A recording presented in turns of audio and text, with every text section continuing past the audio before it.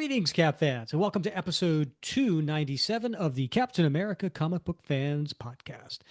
I am Rick Verbanis, and I'm your host. I've got a co host. His name, you know what it is. It's Bob Lucius. Oh, Bob, what the bleep is DC anyway? They have Batman and Superman, and they don't know what to do with them.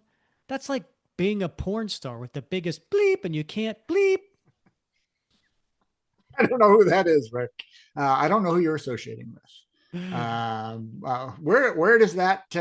Where is the provenance for that quote? That is Marvel editor in chief Joe Quesada back in Uh, April of 2002 when he was being asked if there will be a new Marvel DC crossover. okay, all And right, that was his response. okay. Wow, he didn't hold back, did he? No, he really didn't. Yeah, I did. I used the bleep. yeah. I appreciate that. My Yeah. my Yeah. uh, my virginal ears appreciated that. So thank Mm, you. yeah. But why am I giving you a Joe Quesada quote? Well, we are doing a crossover tonight. Yeah. A brief one, a more current one. But I'm not sure why Joe was involved. Is he So, involved?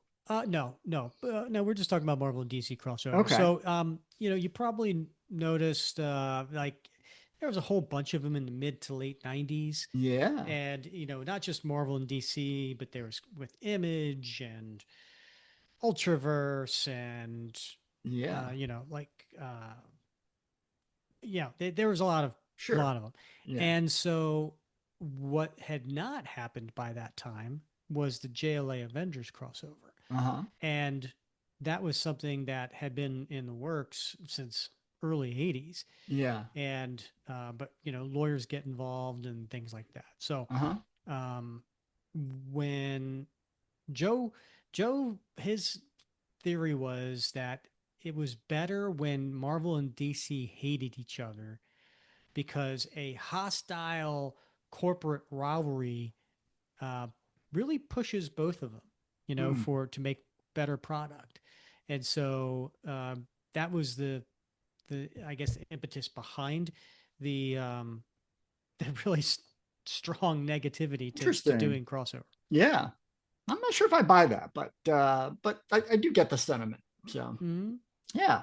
Oh, interesting. And it's funny at the time, Dan Didio, who was the DC co-publisher, and he said, "quote You're talking to the one person that stopped every Marvel and DC crossover.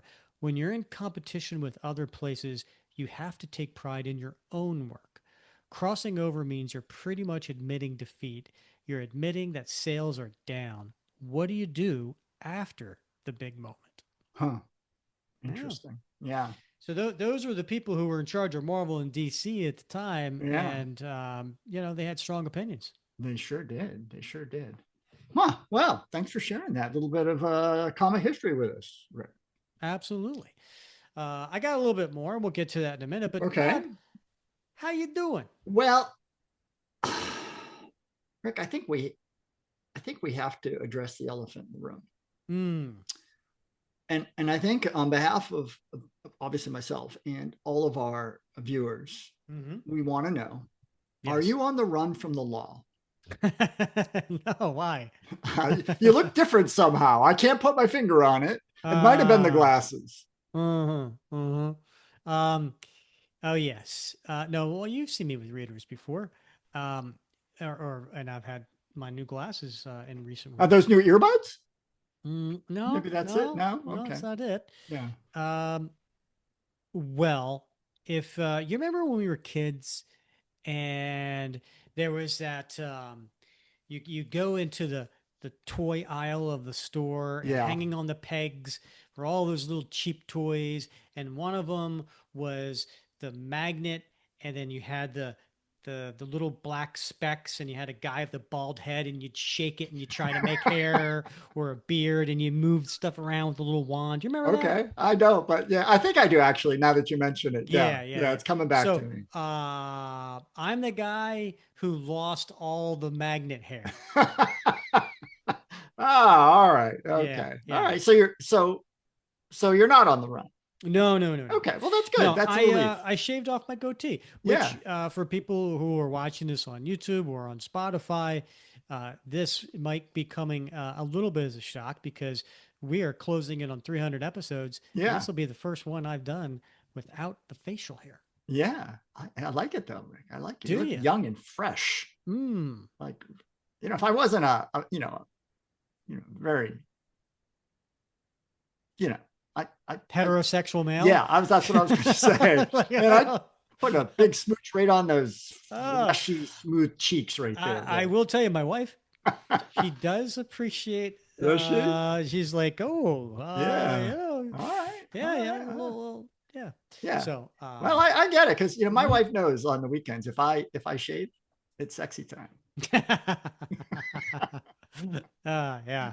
So, oh yeah, All right. PG show, folks. Yeah. Yeah, yeah, we'll keep that in mind. Um, should we get back to JLA Avengers? Why not? Yeah, we're heading into Dr. Ruth territory here. Yeah. So, right. So, mm, I will say, I'm a big George Perez fan. Um, loved his, gosh, he might have been one of the first artists that when I was reading comics, like I noticed who the artist was. Uh huh. Him, uh, Mike Zeck, John Byrne, like these are the early guys. I was like, oh, I could recognize that art, and I love that art. I Yeah. would pick up a comic because that art is in it. And George Perez was one of those. God rest his soul. But and he had a birthday. It would have been a birthday, I guess, a few weeks ago. Right. But he had drawn the Avengers um, different times in his career. Yeah. He had drawn the Justice League at different times in his career, Sure. and he is famous, obviously, for the 1985 Crisis on Infinite Earths, where he drew everybody in the DC universe. And then he went on to draw everybody in the Marvel universe for Infinity Gauntlet, at least the beginning of that miniseries. Sure. Um, and so he was the logical answer for putting together a JLA Avengers crossover back in 1983. Mm-hmm. And so if you go to, gosh, what's the website? Go to thegeorgeperez.com, and you can go underneath interviews and then click on My JLA Avengers.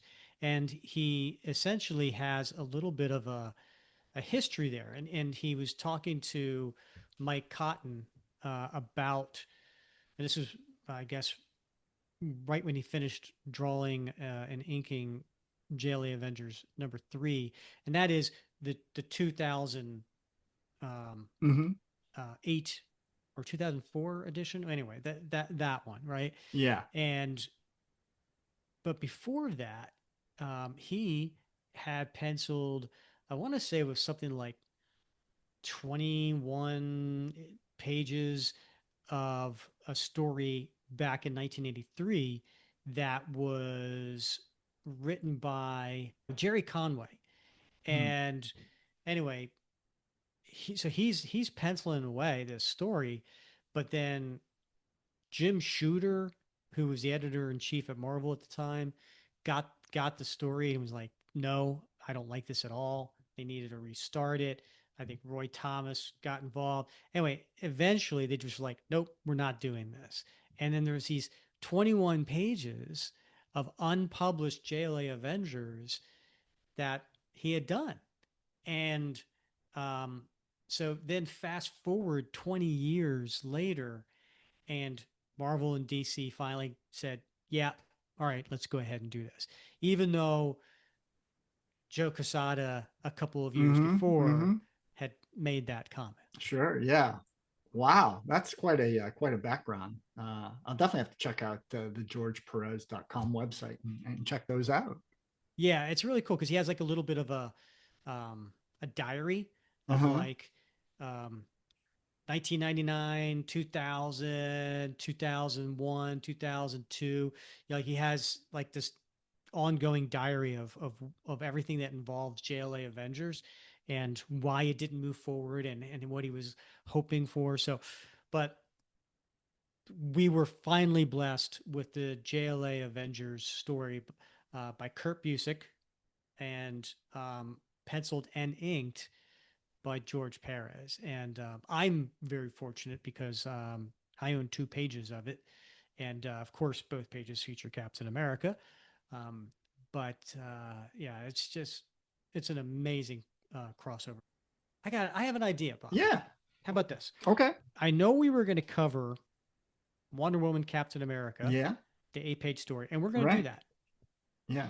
But I think it's a short story.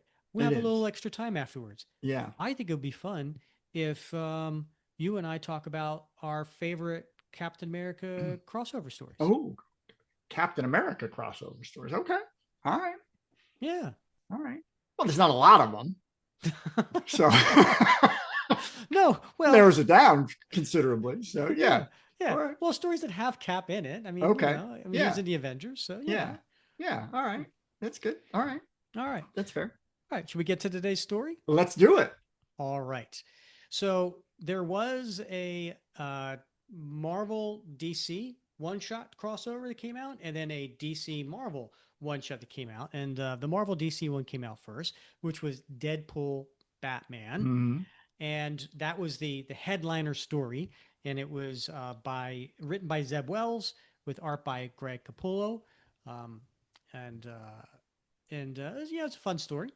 It's a fun It is. story. It's actually a really great story. Yeah, It's with quite amusing. So yeah, fighting the Joker, yeah. and so on.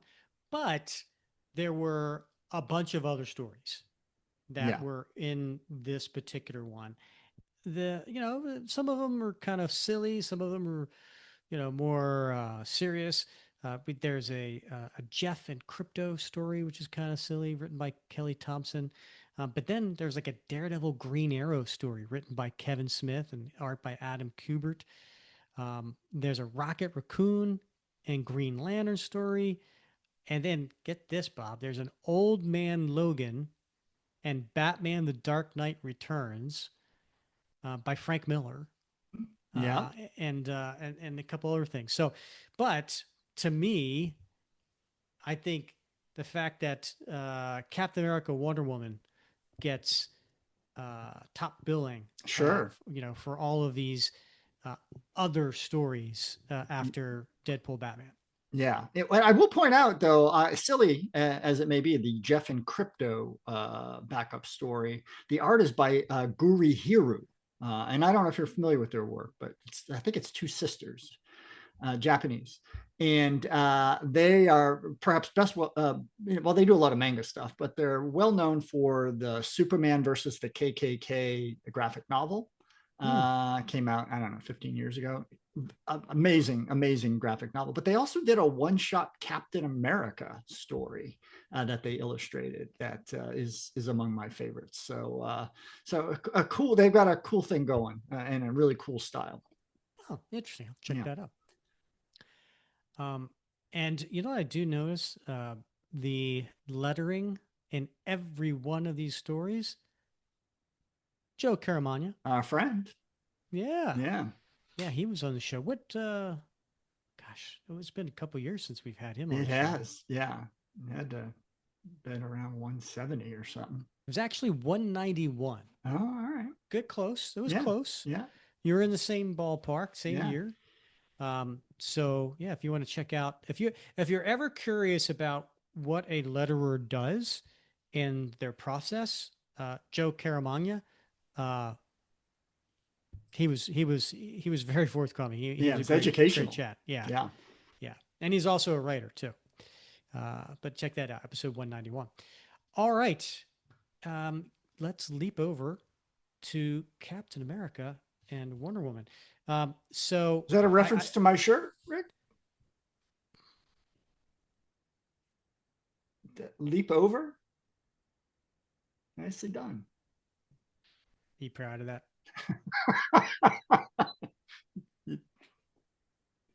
Like you, the way you connect the dots, it's just amazing. It's Yeah. crazy. Felt like you just needed to sit in that one.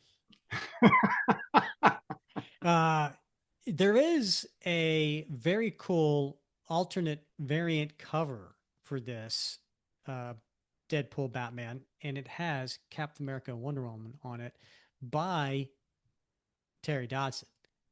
Do you want to take people through that cover? Yeah, it's a pretty sweet cover, Rick, and it definitely highlights our favorite character, Captain America. But he is looking pretty good, standing there right next to Diana Prince, Wonder Woman. So it is, the cover is sort of a orangish, a very sort of subdued pastel orange, and we've got Cap in a fighting stance with his right fist ready to punch and his shield hand, his left hand, holding that shield as a defensive block. And then right next to him, equally ready to throw down, is Wonder Woman, and she's got that lasso of truth ready to go, and they are looking to square off against whoever is coming at them. And right behind them is a kind of a circle of light, so it's white, but it looks like like a circle behind them, and then all around that circle are all of these stars of different sizes. And there's a bunch of smoke at their feet. So it's pretty cool. And Dodson's well known for his facial expressions, and here we've got determination and grit apparent on both Cap and Wonder Woman's faces. So it's a beautiful cover. Yeah, I agree. And I looking at it just reminds me of how I missed out on the original art. So Terry has a website, terrydotsonart.com, and you can go on there and sign up for his newsletter. And he sent an email out saying that he was going to be putting up these pages and that particular cover up for sale. And I didn't read it in time, and someone all of the art's gone, Yeah, including yeah, this beautiful cover, and yeah. I'm kicking myself. I know the guy who got it, But he and got it for a steal too, didn't he? I think it was a fair price for a Was it? modern cover. Yeah, Yeah. yeah. Well, I mean, but regardless, I think it was worth every penny. yeah. Well, no, for sure. But Yeah. yeah, yeah. So the creators for this 8-page story, the writer is Chip Zdarsky, and so Chip is a current writer on Captain America, and he has been a guest on the show. We had him on back when he was writing Avengers Twilight. So we had him on. That was episode 182, and then when Captain America #1 came out, we had him on the show, episode 247. Great guy, fun guy, and quite frankly, I feel like you really get Steve Rogers. Hmm. And so, very excited to see that he was the writer on this. Terry Dodson is the penciler and the colorist. And by the way, next episode, we're going to have Terry on the show. Uh, Wow. yeah, so we can't wait to have Terry come on the show, and we'll talk to him about this story and a couple of other things, including the recent Ultimate Endgame, which features a pretty gruesome scene with Captain America. So can't wait to have him on the show next week. And then it's inked by his wife, Rachel Dodson. I can't wait to ask Terry what it's like working with his wife. We talked about the letterer Joe Caramani. He's been on the show, and edited by Michelle Marchese, Danny Kazem, and Will Moss. Mm. All right. The title to this story is Bob. The gun and the sword. As I mentioned, there's 8 pages, and of these 8 pages, there are 4 of them that take place during World War II. And 2 pages at the end that take place in current time, and then the other 2 pages are flashback. So everything's a flashback, and we hear Steve Rogers telling this story as a flashback. And we open up the first page of the story, and we see Wonder Woman, and she has a sword in her left hand, a shield in her right hand, and it takes place during the final days of World War II, and she is got her traditional Wonder Woman costume, but with also the skirt with the blue skirt with the white stars on it. She's got her boots, her magic bracelets, her tiara, and of course her magic lasso. And she is fighting the German soldiers, and you see a whole bunch of destruction in the background. You see a tank that has smoke rising from it. You see treads that are dismantled, and she's just going through these soldiers, and she's using the sword to cut their machine guns in half and just leaving bodies in her wake. I've heard the stories. Everyone had heard the stories. A god had come to stop the war. No surer sign that we were on the right side, the side of divine justice. I'd hoped to see you out in the fields and forests of Europe at some point. I suppose I felt the same way about you that others probably felt about me. I was looking to be inspired by you, because months turned to years and the war was long and dark, and inspiration was nowhere to be found. And so Wonder Woman walks up to a bunker that had its doors blasted open. And as she walks in, she has a look of surprise on her face. My superiors told me you were coming. The Amazon who turned the tides in the Solomon Islands. The Wonder Woman. They said you're not a soldier. You're a warrior. And we see Captain America, shield in his right hand, a looks like a 45 Magnum in his left hand, Yeah, I almost had it there. 45 Colt. 45 Colt. Yeah. And he's got his mask down. There are German soldiers laying on the floor.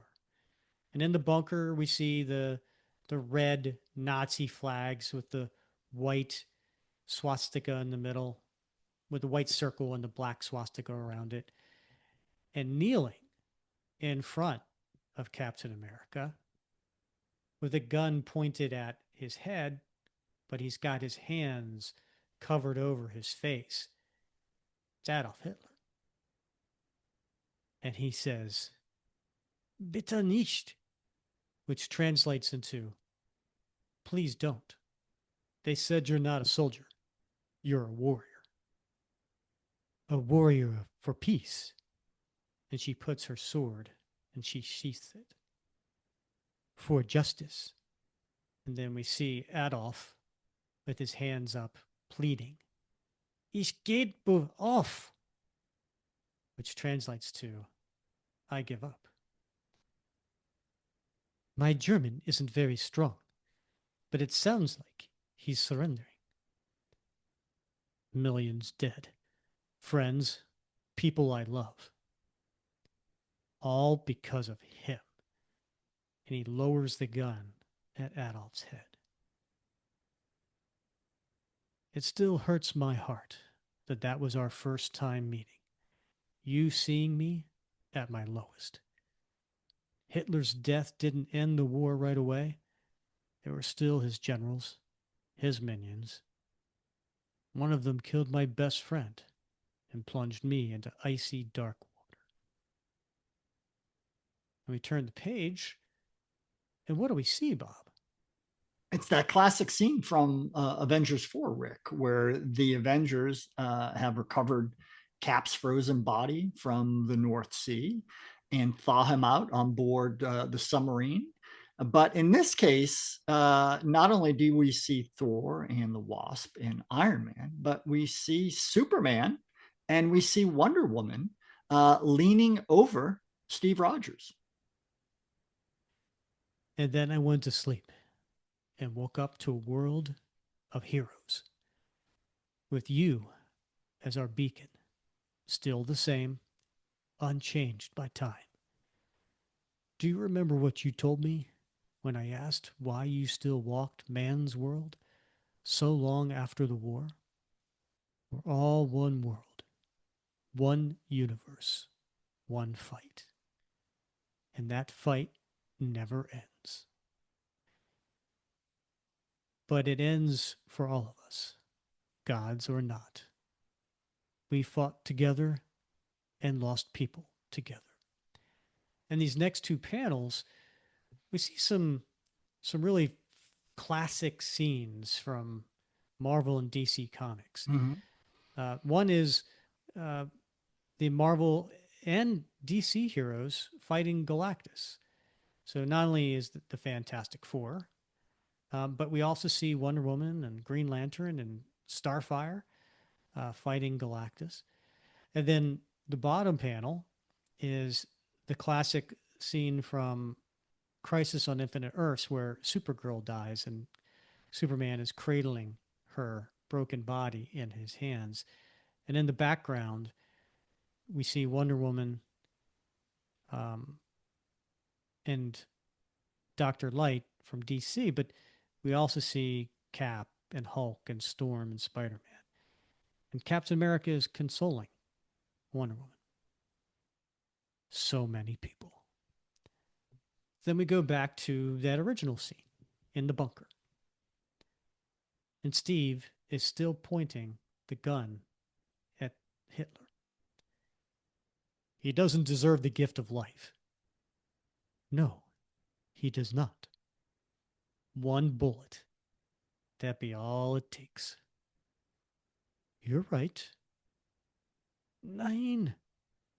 And she grabs her magic lasso and she tosses it onto his shoulder. But you be an executioner. He's harmed the world.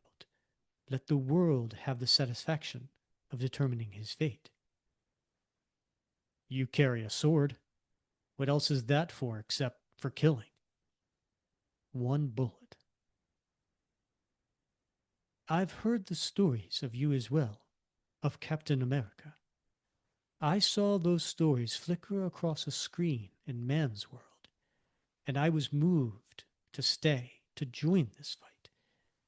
The stories, those newsreels, showed a man of honor in a world bereft of it, who stands for justice.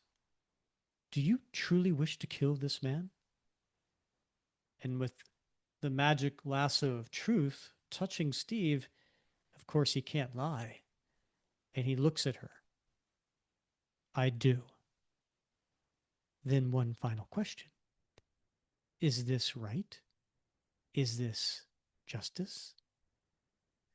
And we see a close up of Steve clenching his teeth. Then we cut to a flashback, fast forward in the future, and we see 3 scenes here. Sometimes we'd find ourselves on the other side of the question, like when you almost killed Maxwell Lord. But we'd always figure it out. Captain America and Wonder Woman. Symbols, even when we didn't want the burden. And in this scene, Bob, not sure if you were reading Oh, yeah. um, DC at that time, where Maxwell Lord turned out to be a mastermind villain Right. who had the ability to make suggestions, and people would, you know, uh, kind of fall under his spell. Right. And Wonder Woman snapped his neck and killed him, Yeah. and because he was going to turn Superman into a crazed, fighting machine. But as you can see here, she didn't, because Cap was reminding her.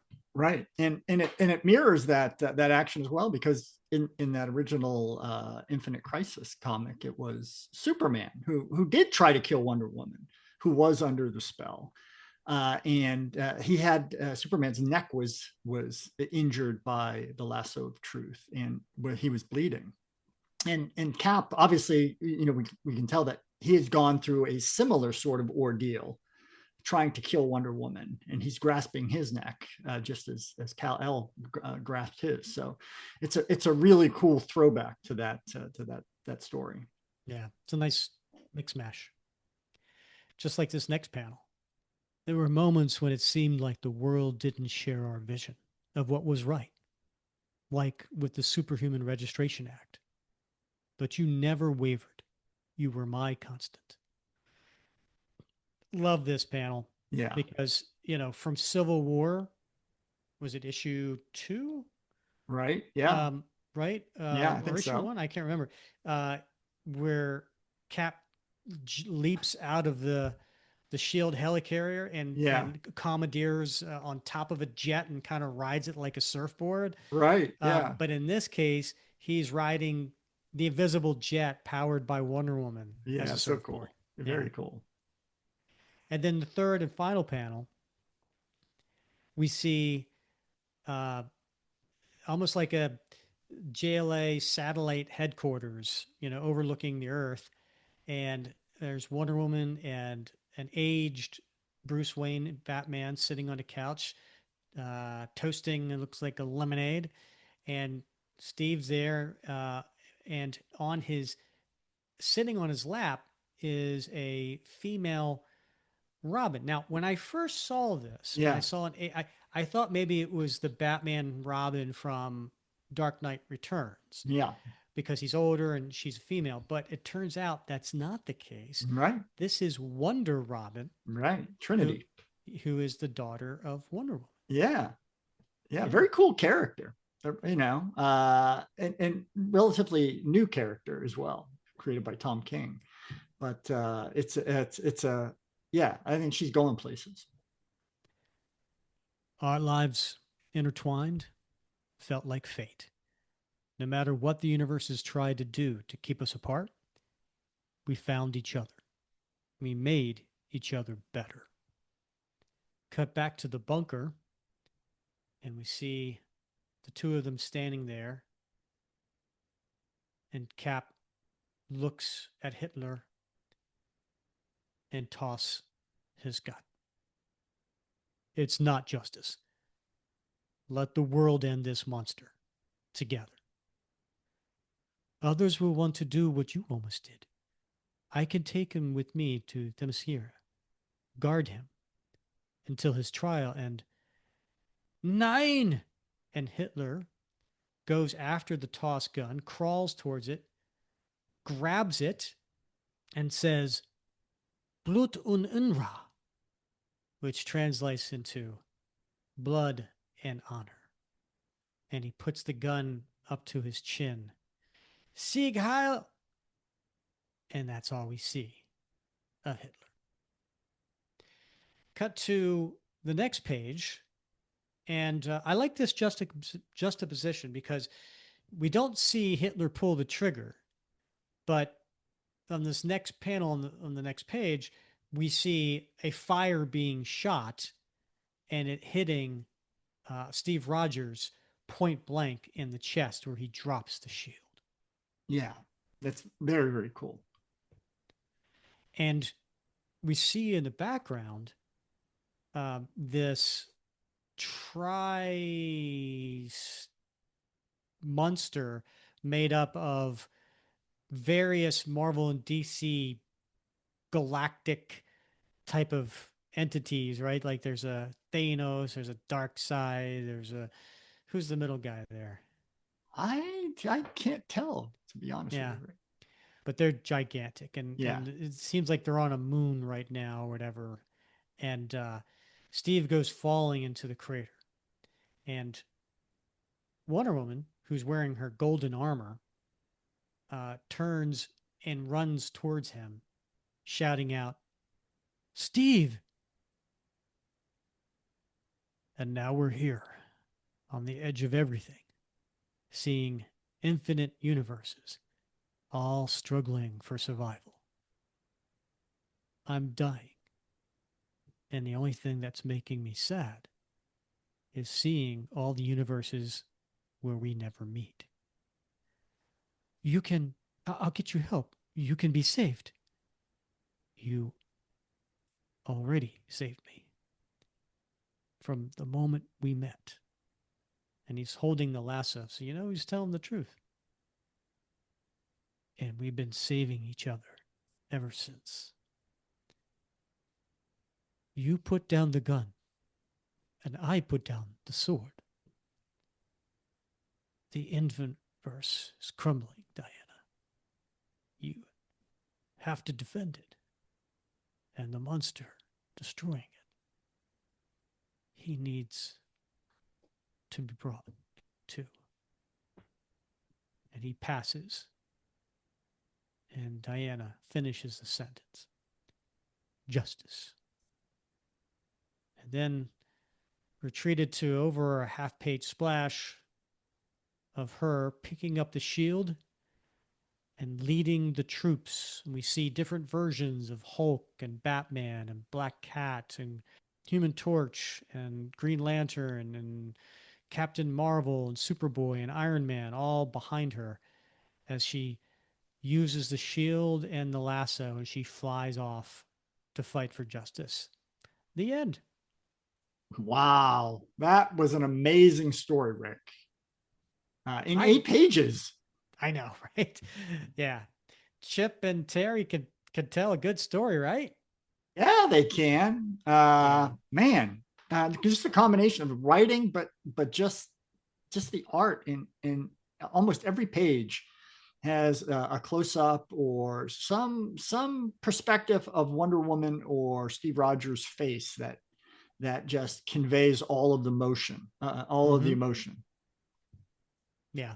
I really, I know the first time I read his story, I got a little choked up. Yeah, second Yeah. time too. You were there? Yeah, I'm always there, Uh, Rick. oh, I appreciate that. Yeah.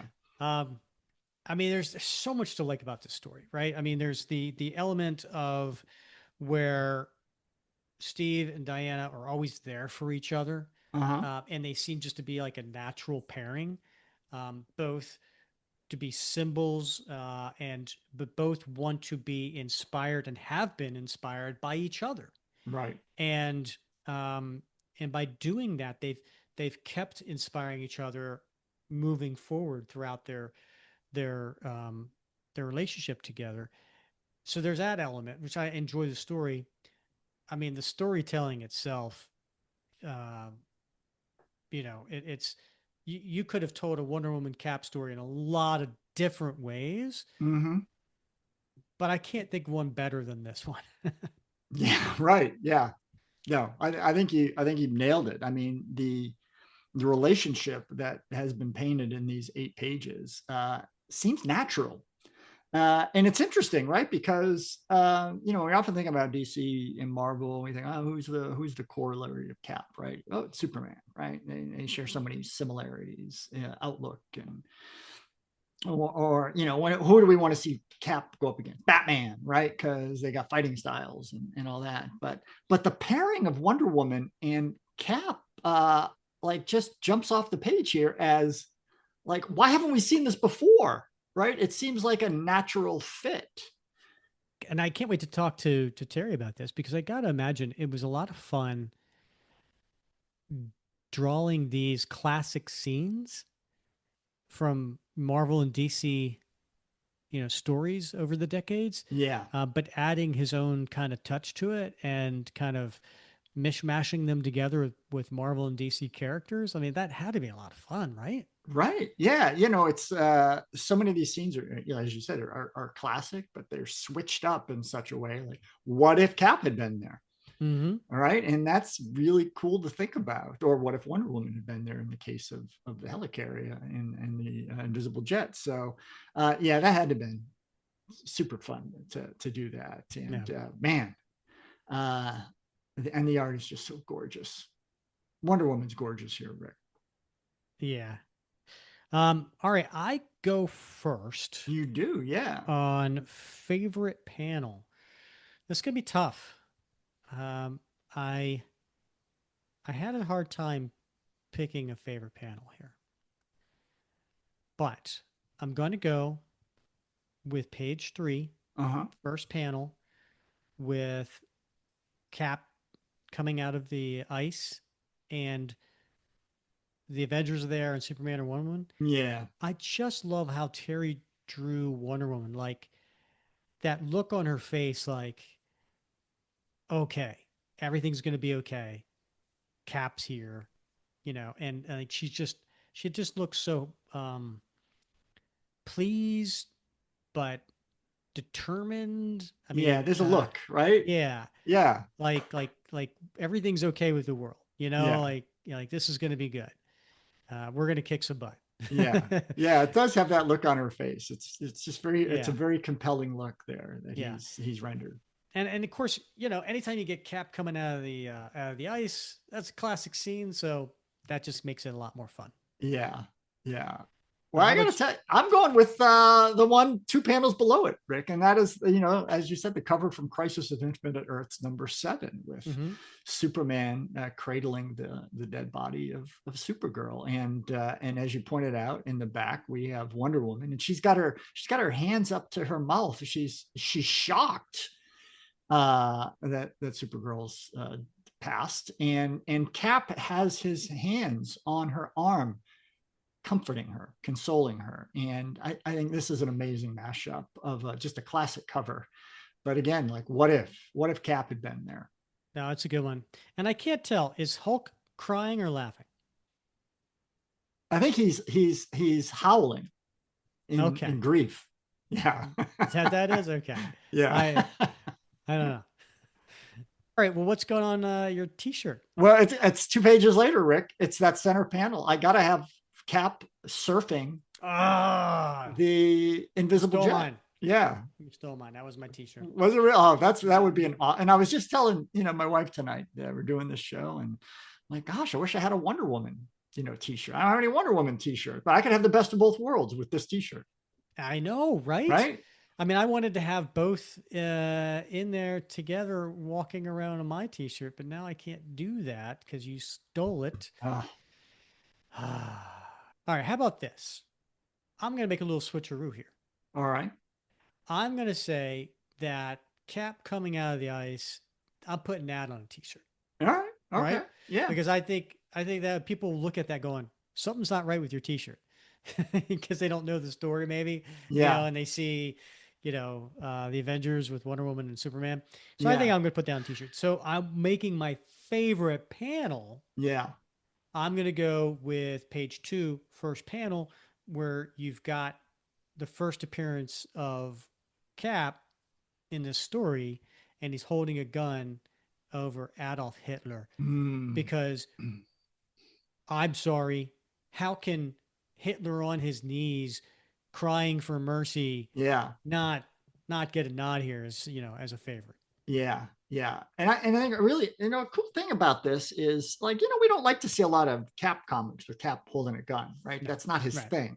And no, yeah, we've had these conversations before about World War II, different story, trained soldier and all that sort of stuff. But it stands out here, right? It stands out that, like, he didn't, like, he wanted to use it, but he didn't really want to use it. He knew it wasn't the right thing to do. So it nicely bridges, I think, those two, disparate arguments. A Cap soldier with a gun, but we know Cap's a superhero. He doesn't want to use the gun. exactly. Yeah. Yeah. Beautiful. And what about your time capsule, Rick? For my time capsule, I am going to go with uh, Wonder Robin Yeah. because All right. relatively new character and um, first time with Cap. Yeah. You Yeah. know, I was going to use that. well, I all was right, going to use that. So great there you minds think have it. alike, right? Yeah. And I love it. I think it's like I wasn't that familiar with the character, so I had to do a little digging and research as well. And I think she's a cool character. I'm sorry, you And did what? yeah, I did a little research. I know. And very cool character. And her story thus far has jumped around quite a bit from her young age, a young age, 6 years old, to an adult.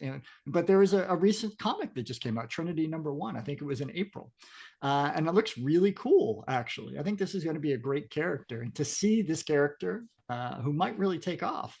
First appearance with Cap. I think that's a cool, it's a cool mashup. Well, actually, it's a first appearance period because Trinity #1 came out months after this issue. No, but Wonder Robin has appeared earlier. Oh, okay. Yeah. I did my research. All right. Yeah, Tom King, created her, and but she's been seen both as an adult and as a little girl. So. Okay. Yeah. So anyway, but very cool character, I think. Fun. What's going in your time capsule?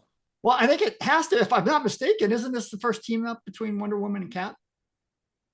Probably. Yeah, I think so. I don't know. Yeah, we're about to get into our favorite Cap team ups. So we are cross publisher team ups. All right. Well, then, we're done with this story. Let's get into that. All right. Bob, since I went first with favorite panel, I'm going to let you go first with favorite Captain America cross publisher team ups. All right. Well, this isn't going to come as a surprise to anyone because I've mentioned this before, and I'm not going to go with the one we've covered on the show already because I don't want to do that. So hey, whoa! don't be pulling that crap. I'm sorry. Don't be doing the, hey, Rick, I know you're going to say this. So I didn't know that. I'm going to go ahead. I'm going to besmirch you. All right. Consider yourself unbesmirched. You're resmirched. Yeah. All right. You know what, Bob? You can go take a leap.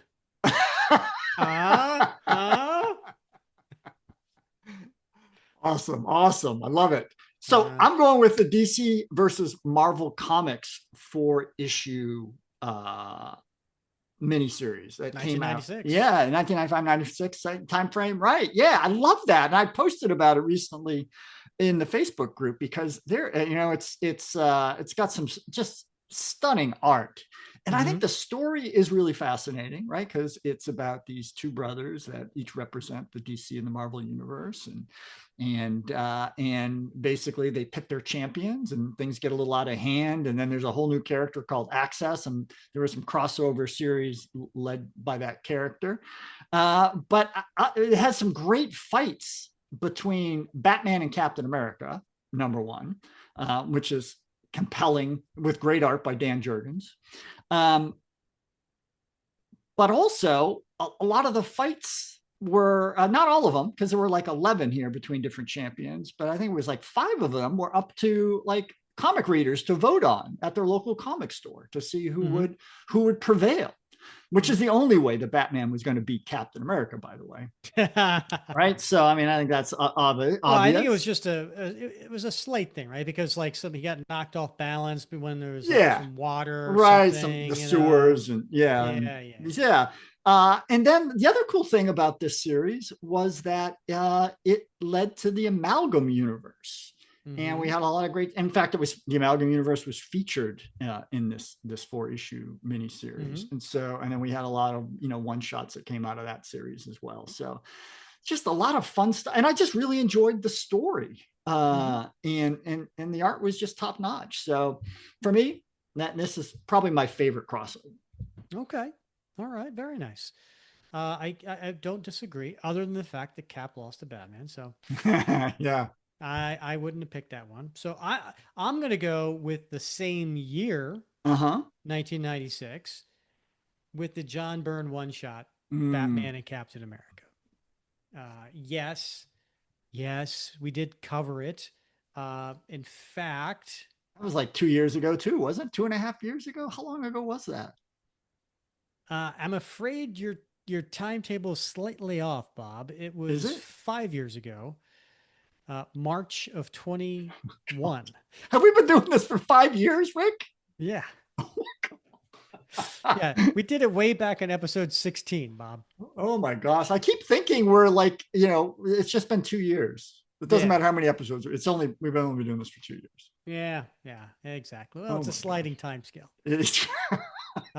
Anyway, so Yes, we did that all the way back in episode 16. If you Okay. want to see that panel by Yeah. panel, and hear us act that out, but it was it was a fun story because you had it was a period piece.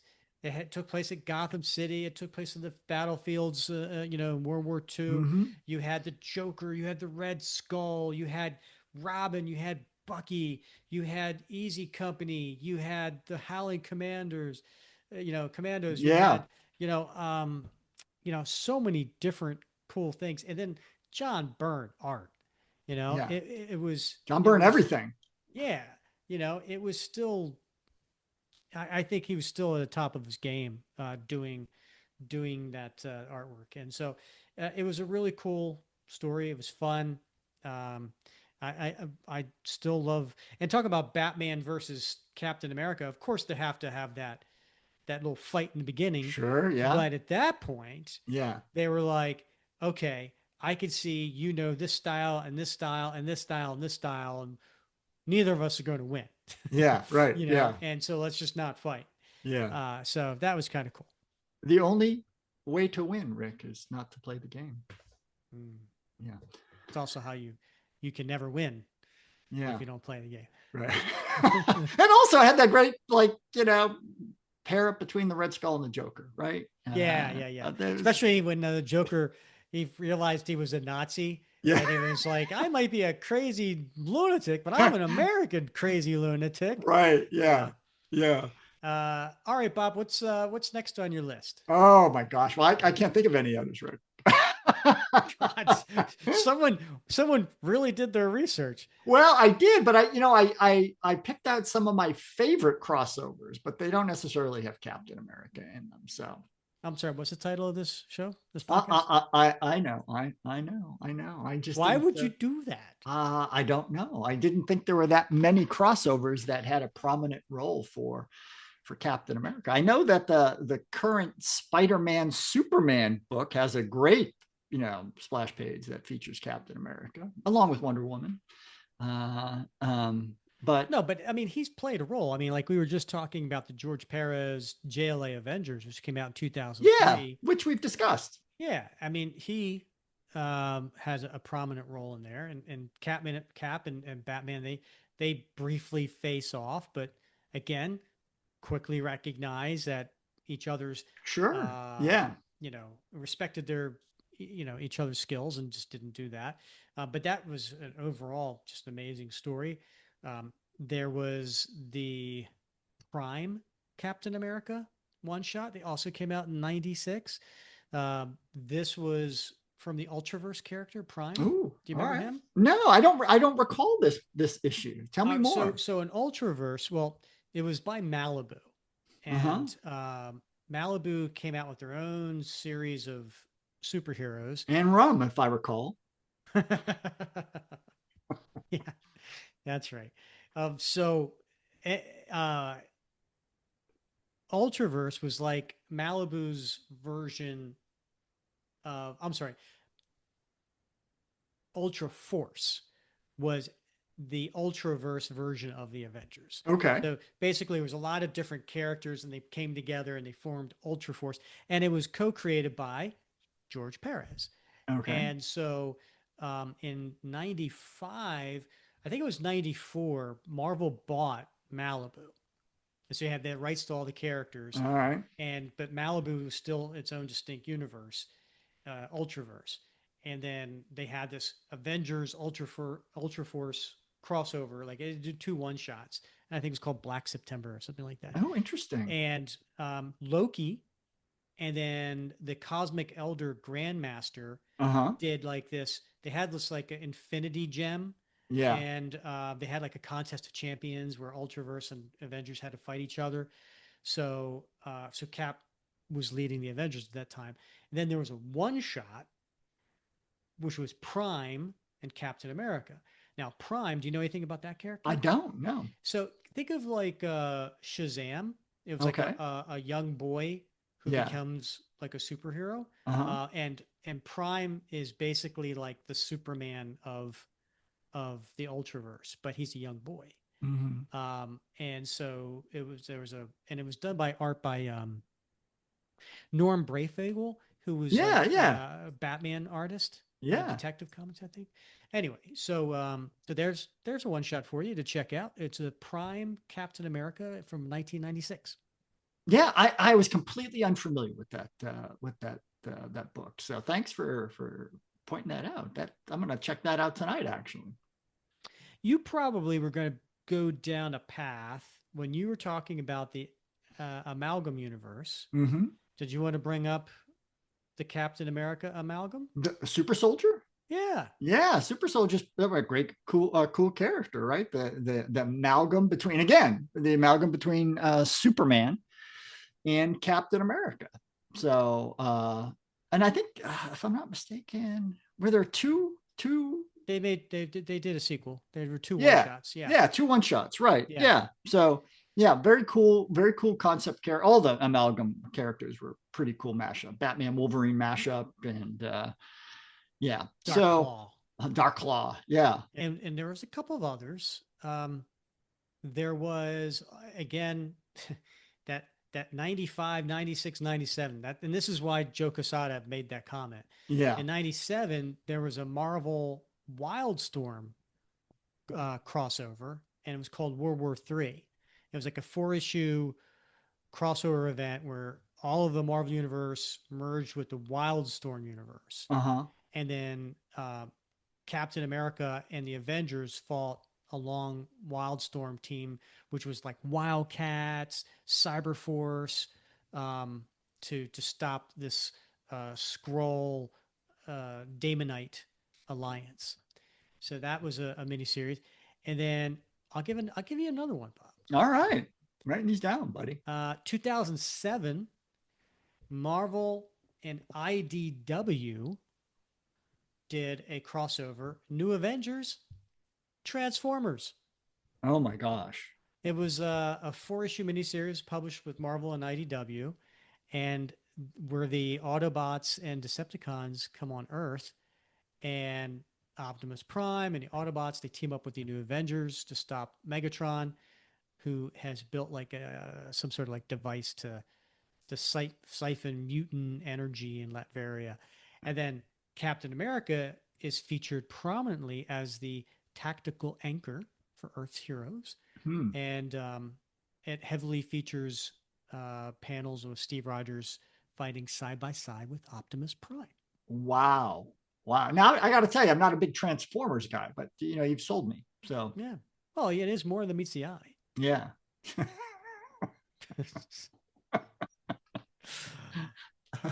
All right. I think we've Yeah. exhausted the Yeah. crossovers that include Captain America. Yeah, we did. We But did. feel free to send me an email, Bob, with all these other crossovers that I don't love have them. Cap in them. I love that. I was gonna go on and on about the Spider-Man and Batman one from '95, written Or by Daredevil J.M. Batman. DeMatteis. That was awesome. When the Joker accuses Carnage of being like David Hasselhoff, it's going to be a good book. Mm-hmm. So, Yeah, I'll be sure to check that out. the All David right. Hasselhoff of crime. Yeah, Bob. Listen, man, we got to come back next episode next week because we're gonna talk to Terry Dodson, right? Yeah, After covering this 8-page story with him, and then also, I don't know if you've been reading Ultimate Endgame. I have. Trying to Yeah, catch up. yeah. Well, issue 4 wasn't so good for Captain America, but we got to talk to Terry about that. Yeah, surely a mistake. Yeah, good. All right. Well, that sounds good. Next week sounds exciting, Rick. All right, we'll come back for that. For everybody, we appreciate you listening. He's Bob Lucius. I'm Rick Verbanis. And thank you for listening to another episode of the Captain America Comic Book Fans Podcast.